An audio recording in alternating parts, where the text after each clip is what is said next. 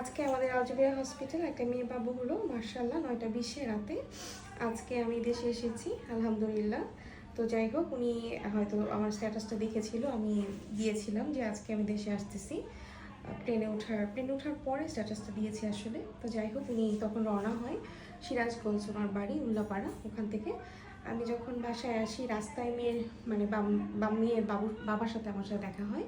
তো তখন বলে যে ম্যাডাম চলে আসছেন, মানে মানে ওনারা ব্যাপক খুশি আলহামদুলিল্লাহ যে চলে আসছি, বাবু ইনশাআল্লাহ নর্মাল ডেলিভারি হয়ে যাবে।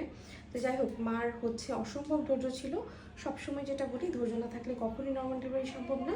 আর দেখেন কি সুন্দর ম্যাচিউর বেবি, একদম তাকে তাকে কথাগুলো শুনতেছে। ধৈর্য মানে খুব ধৈর্য ছিল, একদমই একটু শব্দও করেনি। উনি আগে থেকে আমাকে দেখাতো, অনেক মানে অনেক ভরসা করেছে আসলে, একবারের জন্য ডাকেনি। খুবই ধৈর্য ছিল, বাবা এবং মা উভয়েরই ধৈর্য ছিল। ধৈর্য না হলে কখনোই নর্মাল ডেলিভারি সম্ভব না।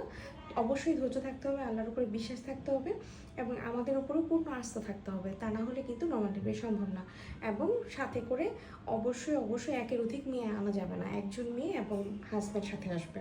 তাহলে দেখবে যে সব কিছু অনেক বেশি সহজ হয়ে গিয়েছে। তো যাই হোক, আল্লাহর অশেষ রহমতে আমিও দেশে চলে আসছি, এখন মোটামুটি সুস্থ আলহামদুলিল্লাহ। সবাই দোয়া করবেন যাতে এভাবে একটা পর একটা নর্মাল ডেলিভারি করতে পারি। সবার সাথে থাকবেন। আল্লাহ হাফেজ, আসসালামু আলাইকুম।